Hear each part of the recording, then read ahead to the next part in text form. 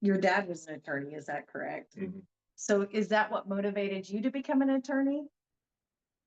Or why did you choose to become an attorney? This was one of Deb Reed's questions. Uh, it just occurred to me in college. I had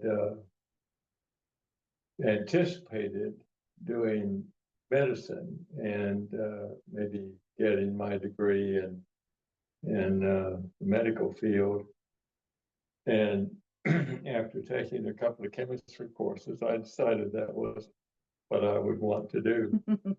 And then I wasn't really prepared, but I figured, why not just go on to law school and I could do it also in 3 years, get my undergraduate, and then 3 years of law. So I'd save a year's worth of tuition and all that. And I wasn't thinking so much of my dad at the time. He was practicing, but it was principally criminal law. Okay. This was the day of the bootleggers, and he represented a lot of bootleggers in and around Oklahoma City and Yukon, where we spent a great bit of our time. We were on a little lake with 5 acres across from Lake Overhoser on Route 66, I might add. I was frequently running back and forth across Route 66 because the lake was right on the other side of our property. And after we moved there, 2 sisters and I were about 8 years old. Older sister, maybe 9. A younger sister, probably 6, and I was around 8. And within a year after we moved, my father decided to put in a worm farm. And so we started out trying to figure out how to grow worms. And our first experience was that we had carved out a worm bed in the ground and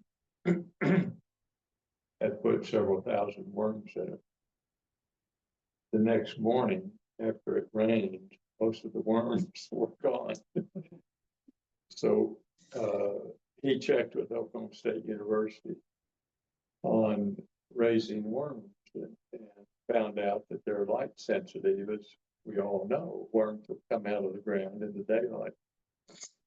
And so we started putting lights up, and then we eventually got into much more of a commercial operation with, I think we had 24 worm beds that were like 6 feet with a divider down the middle and about 20 feet long. So at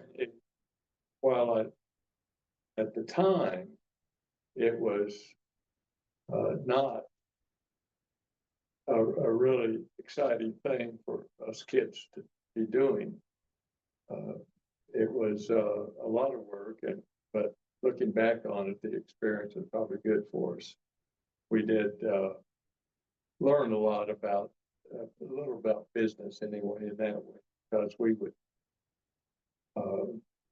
build the worm beds from the ground up, putting hay and different kinds of manure and what have you in there, and then putting some worms in. And of course, they churn it up and turn it into real high dollar dirt.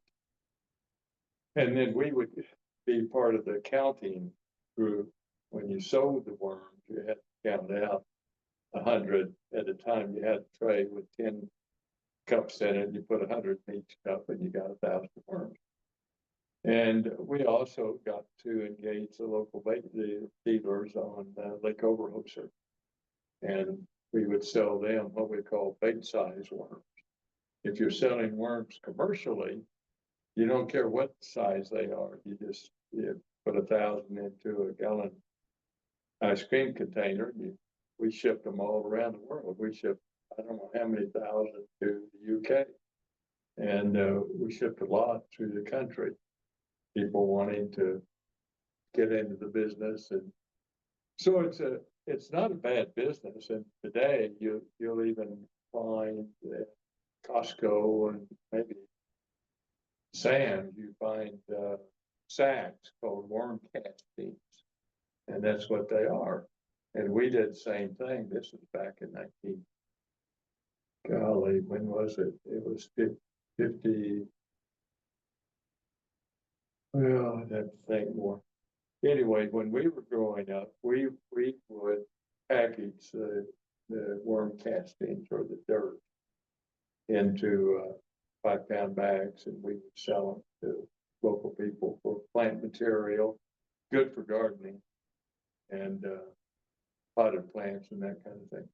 So anyway, that's where I started with the business ideas. I was gonna say, now the last thing I thought would that you'd be a worm farmer, Ross. So, but this is where the entrepreneurial spirit in your business, that's where it started, was with the worm farm? Well, yeah, I learned a lot just about not thinking of it, but how business operates. I mean, we marketed our worms to the local bait dealers.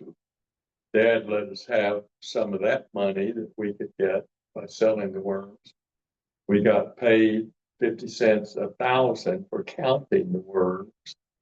And I know that in packaging and all that, we learned how to put it together and market the worms. So that was an experience of business that I wouldn't have thought about it at the time, but it did give me some kind of background in this business.